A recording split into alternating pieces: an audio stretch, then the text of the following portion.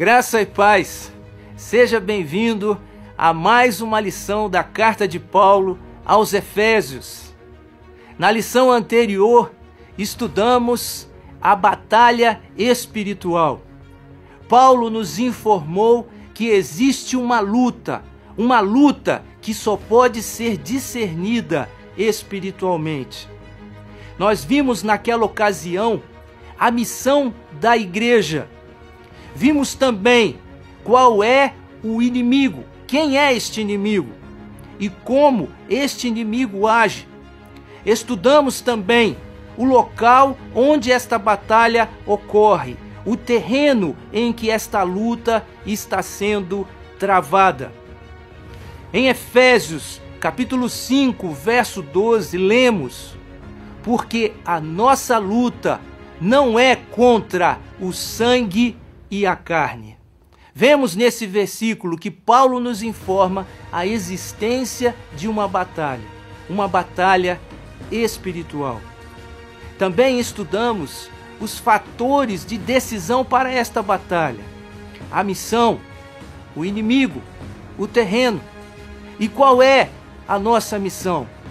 Paulo nos apresentou em Atos, capítulo 26, verso 17 e 18, o seu chamamento, a sua vocação, que também é a vocação da igreja, para os quais eu te envio aos gentios, para lhes abrires os olhos e os converterdes das trevas para a luz e da potestade de Satanás para Deus, a fim de que recebam eles remissão de pecados e herança entre os que são santificados pela fé em mim.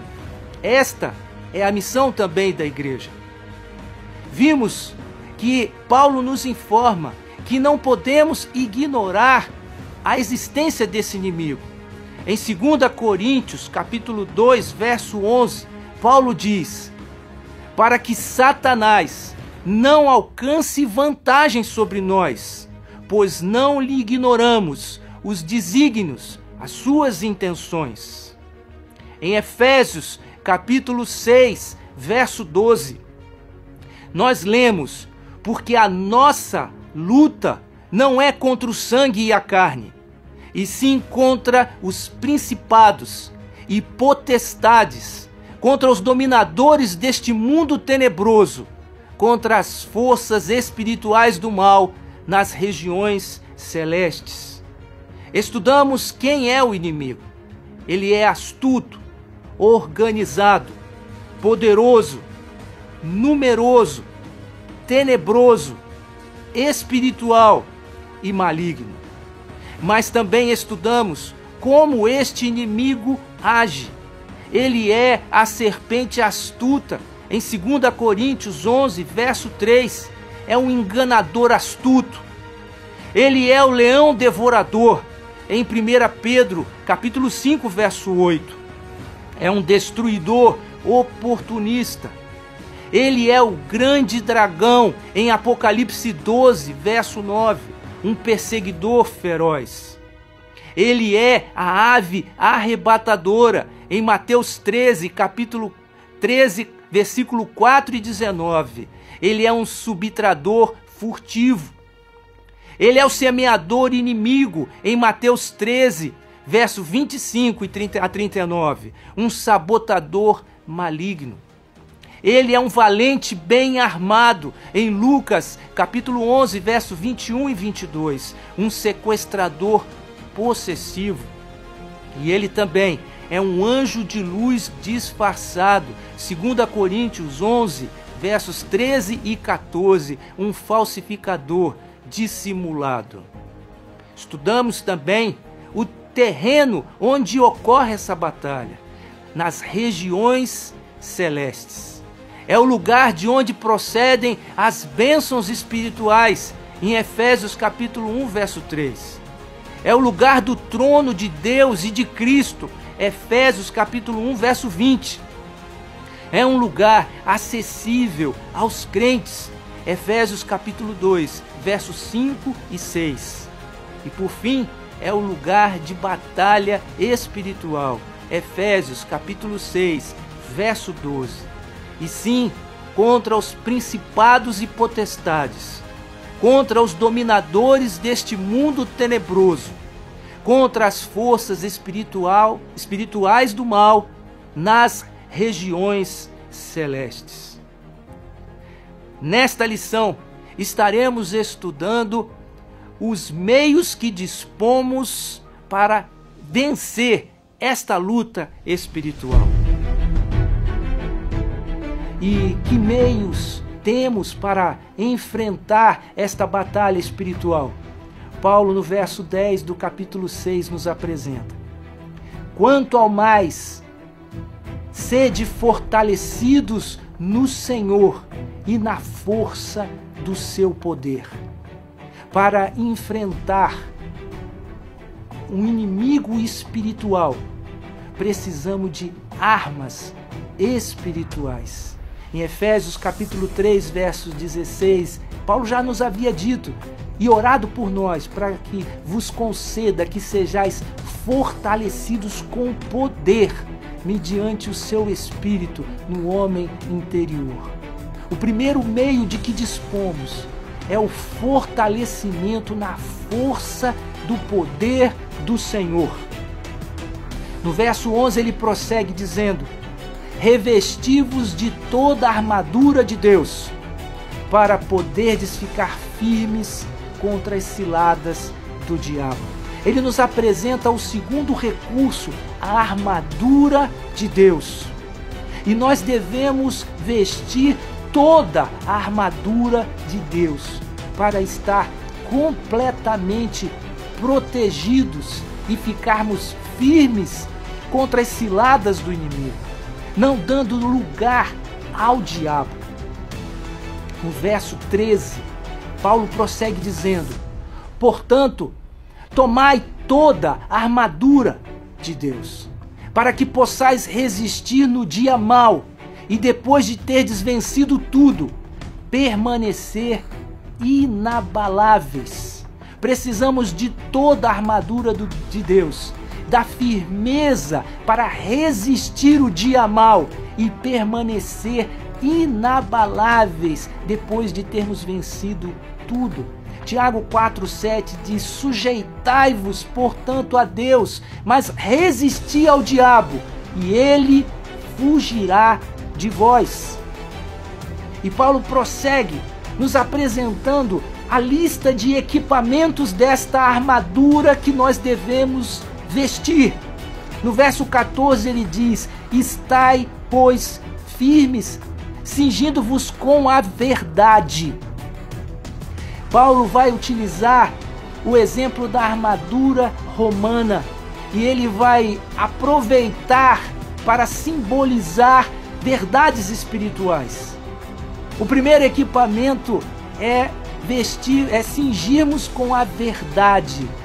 O soldado romano usava um cinto que ajustava todo o seu uniforme e prendia o seu uniforme.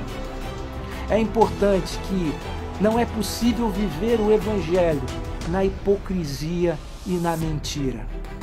A verdade tem que permear a vida do crente e sustentar todas as suas ações, porque nós temos a mensagem da verdade através de Jesus, a testemunha fiel e verdadeira. Portanto, precisamos vestir o cinturão da verdade. No verso 14 ele prossegue: e vestindo-vos da couraça da justiça. Uma das maiores fraquezas que podemos ter diante dos ataques de Satanás é o sentimento de culpa, é a sensação de derrota por se sentir injusto. E com a nossa justiça própria, não temos condição de enfrentar as batalhas contra Satanás. É preciso nos vestir da couraça da justiça, a justiça posicional dada por Jesus Cristo quando nos redimiu dos nossos pecados, nos lavou dos nossos pecados e fomos declarados justos diante de Deus. Mas não somente a justiça disposicional, mas devemos viver na prática da justiça. Da maneira como Paulo nos ensinou que devemos andar na luz. Portanto, devemos vestir a couraça da justiça. No verso 15, ele fala: calçai os pés com a preparação do evangelho da paz. É preciso cobrir os pés, assim como um soldado romano usava as sandálias para obter firmeza no seu caminhar e não tropeçar na batalha. Devemos calçar os pés da preparação do evangelho da paz e marcharmos firmes na pregação deste evangelho. No verso 16, Paulo prossegue dizendo: embraçando sempre o escudo da fé, com o qual podereis apagar todos os dardos inflamados do maligno. Ele é chamado de a serpente astuta, que promove a dúvida, que traz a confusão. Ele é o pai da mentira. E somente com o escudo da fé, da certeza que temos nas verdades do Evangelho, é que podemos apagar os dardos inflamados do inimigo. No verso 17, Paulo prossegue dizendo: tomai também o capacete da salvação. O capacete cobria a cabeça do soldado romano para que não sofresse nenhum dano. E aqui Paulo representa como o capacete da salvação. Tenhamos a nossa mente segura, na segurança que temos na salvação do nosso Senhor Jesus Cristo, para que não seja colocado em nossa mente o temor, a insegurança. Precisamos ter a certeza da nossa salvação, vestindo o capacete da salvação.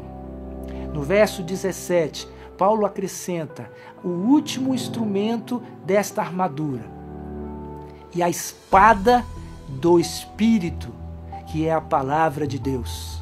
Todos os outros equipamentos eram equipamentos de defesa. Agora Paulo nos apresenta um equipamento de ataque, a espada do Espírito, que é a palavra de Deus. Em Hebreus capítulo 4, verso 12, nos é dito: porque a palavra de Deus é viva e eficaz, e mais cortante do que qualquer espada de dois gumes, e penetra até o ponto de dividir alma e espírito, juntas e medulas, e é apta para discernir os pensamentos e propósitos do coração. Portanto, a palavra de Deus, ela é o nosso instrumento de ataque, em que podemos agora usar esse instrumento com a palavra de Deus para vencer o inimigo. Em 2 Timóteo, capítulo 2, verso 15, Paulo orienta Timóteo: procura apresentar-te a Deus aprovado, como um obreiro que não tem do que se envergonhar, que maneja bem a palavra da verdade. E como é importante estarmos aqui estudando esta carta de Efésios e conhecendo mais da palavra de Deus. Quando tantos têm se esquecido do estudo profundo da palavra de Deus, Paulo nos adverte que devemos manejar bem a palavra da verdade para sermos vitoriosos nessa batalha. No verso 18, ele prossegue dizendo: com toda oração e súplica, orando em todo o tempo no Espírito, e para isto vigiando com toda perseverança e súplica por todos os santos. Súplica é um pedido insistente. Devemos orar com toda oração e súplica. Então Paulo vai nos orientar que para vencermos esta batalha, precisamos de 4 atitudes. A primeira é ser fortalecido no Senhor e na força do seu poder. A segunda estratégia é revestir-se de toda a armadura de Deus. Orar em todo tempo e orar no Espírito. E a quarta estratégia é vigiar com perseverança, com toda perseverança e súplica, e por todos os santos. Agora ele acrescenta mais um item importante: não estamos sós nessa batalha. Devemos estar lutando lado a lado contra o inimigo. Veja a ênfase na completude. Tomar toda a armadura de Deus, depois de teres vencido tudo, com toda oração e súplica, em todo tempo, vigiando com toda perseverança e súplica por todos os santos. Estamos em uma batalha e este inimigo é persistente e não desiste. Portanto, devemos estar envolvidos com toda a armadura, em todo o tempo, com toda oração e perseverança. No verso 18, Paulo agora fala e se inclui na oração. Devemos orar com perseverança e súplica por todos os santos.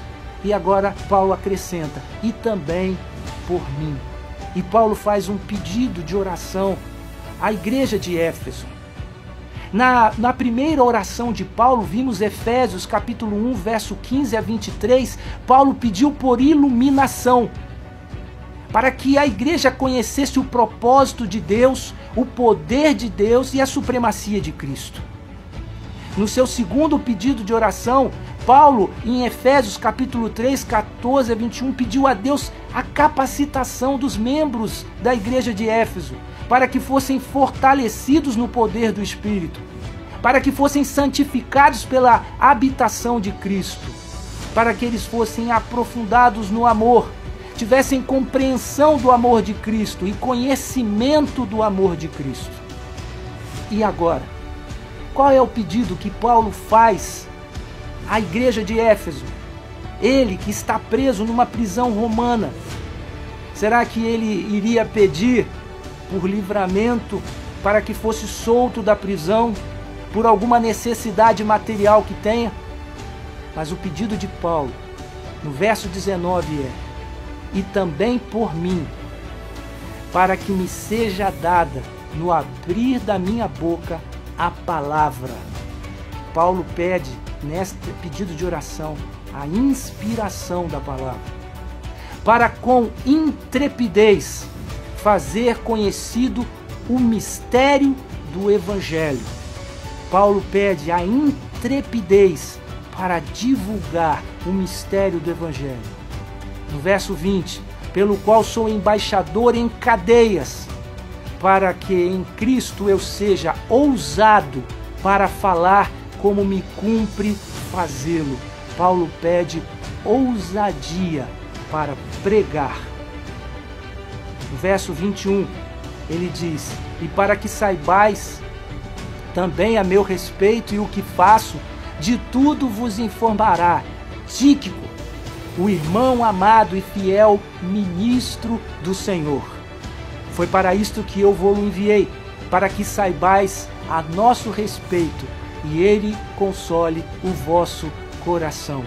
Paulo, mesmo em prisão, ele está preocupado em encorajar e consolar os cristãos que estão em Éfeso. Paulo não se vê como uma vítima dessas circunstâncias, mas ele busca oportunidades naquela situação adversa. É importante nós seguirmos este exemplo de Paulo, que é o exemplo de andar em sabedoria, remindo o tempo e também conhecendo a vontade de Deus. Algumas reflexões a respeito deste assunto. Existem alguns erros ao lidar com o inimigo. São dois erros: subestimar o inimigo, ou seja, negar sua existência, ignorar suas intenções e seus métodos, ou desdenhar de sua capacidade. E existe também o erro de superestimar o inimigo, temer o inimigo e sentir insegurança, ou talvez enfatizar, exagerar a sua importância. Para não cometermos o erro de subestimar o mal, Paulo nos disse que devemos nos vestir de toda a armadura de Deus. E para não superestimar o mal, temos que ter a compreensão a respeito de quem de fato é o inimigo. Em Colossenses 1,16, Paulo fala que são seres criados por Cristo, pois nele foram criadas todas as coisas, nos céus e sobre a terra, as visíveis e as invisíveis. Sejam tronos, sejam soberanias, quer principados, quer potestades, tudo foi criado por meio dele e para ele. São apenas seres criados. Em Colossenses capítulo 2, verso 15, ele diz: e despojando os principados e as potestades, publicamente os expôs ao desprezo, triunfando deles na cruz. Então Paulo nos diz que são seres vencidos. Em 1 Pedro, capítulo 3, verso 22, Efésios 1, capítulo 1, verso 21, Colossenses 2, 9 e 10, Paulo nos diz: o qual, depois de ir para o céu, está à destra de Deus, ficando-lhe subordinados anjos e potestades e poderes. Portanto, são seres subordinados. Em Romanos capítulo 8, verso 38 e 39, Paulo diz: porque eu estou bem certo de que nem a morte, nem a vida, nem os anjos, nem os principados, nem as coisas do presente, nem do porvir, nem os poderes, nem a altura, nem profundidade, nem qualquer outra criatura poderá nos separar do amor de Deus que está em Cristo Jesus, nosso Senhor. Portanto, são seres limitados que nada podem fazer contra nós, a não ser se receberem permissão de Deus, e do amor de Deus não podem nos separar. Em 1 Coríntios capítulo 15, verso 24, Paulo diz: então virá o fim, quando ele entregar o reino a Deus e Pai, quando houver destruído todo o principado, bem como toda potestade e poder. Logo, são seres destinados à destruição. Portanto, não devemos superestimar o mal. Nós estamos concluindo nosso estudo da carta aos Efésios. Ao longo deste tempo, estudamos a revelação do propósito de Deus para a igreja. Vimos a primeira parte doutrinária, a unidade em Cristo, do capítulo 1 ao 3, nas lições 1 e 4. Estudamos as bênçãos espirituais, como Deus Pai nos abençoou na eternidade passada. Deus Filho nos abençoou na plenitude dos tempos. E como o Deus Espírito Santo nos abençoa e nos guarda, nos cela até a consumação dos tempos. Estudamos a lição 4, as implicações das bênçãos espirituais. E vimos que Paulo pediu por iluminação da igreja, para que saibam do propósito de Deus, o poder de Deus e a supremacia de Cristo. Prosseguimos estudando a realização do propósito de Deus para a igreja, nas lições 5 a 8. E vimos a reconciliação com Deus, como éramos filhos da ira, amigos do mundo, éramos iludidos e cativos do diabo, inclinados para a carne e filhos da desobediência. E como Deus em Cristo nos deu nova vida, ressurreição e exaltação. Estudamos a lição 6, a reconciliação com o povo de Deus, e vimos qual era a nossa situação outrora, e como em Cristo agora fomos aproximados, unificados, pacificados e reconciliados.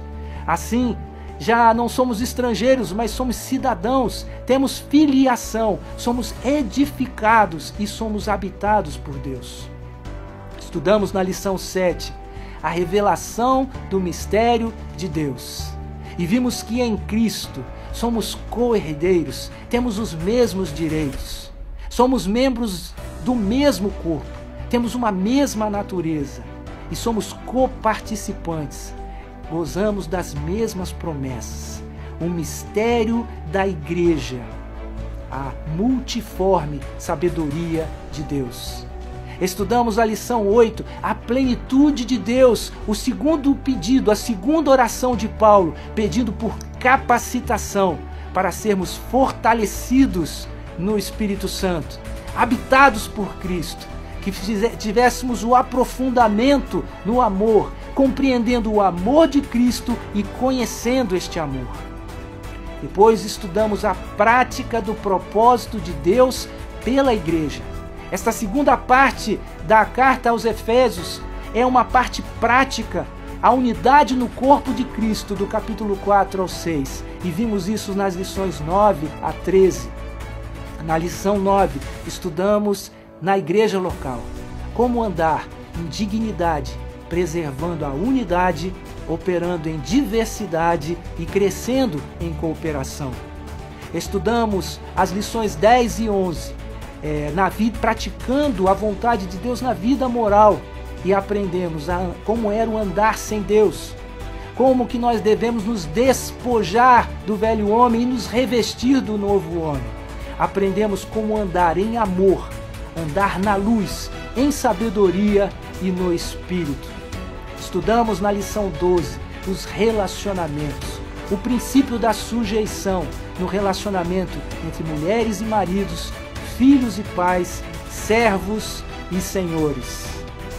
E, finalmente, nesta lição 13, estudamos a prática do propósito de Deus na luta espiritual, a estratégia que temos para vencer a batalha espiritual, sermos fortalecidos no nosso homem interior, na força e poder do Senhor, revestindo-nos de toda a armadura de Deus, em oração constante, em vigilância perseverante.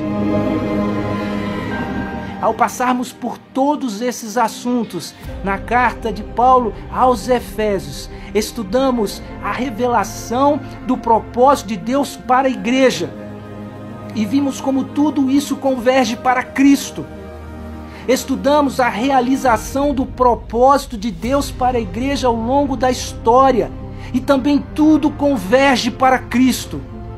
E agora estudamos a realização do propósito de Deus pela igreja, e Jesus é a quem nós devemos imitar e seguir. Tudo converge para Cristo. E isso Paulo nos destacou em Efésios capítulo 1, no versículo 10. De fazer convergir nele, em Cristo, na dispensação da plenitude dos tempos, todas as coisas, tanto as do céu como as da terra. E eu concluo essa lição com os dois últimos versículos de Paulo na carta aos Efésios, capítulo 6, versos 23 e 24. Paz seja com todos os irmãos e amor com fé, da parte de Deus Pai e do Senhor Jesus Cristo. A graça seja com todos os que amam sinceramente ao nosso Senhor Jesus. Amém.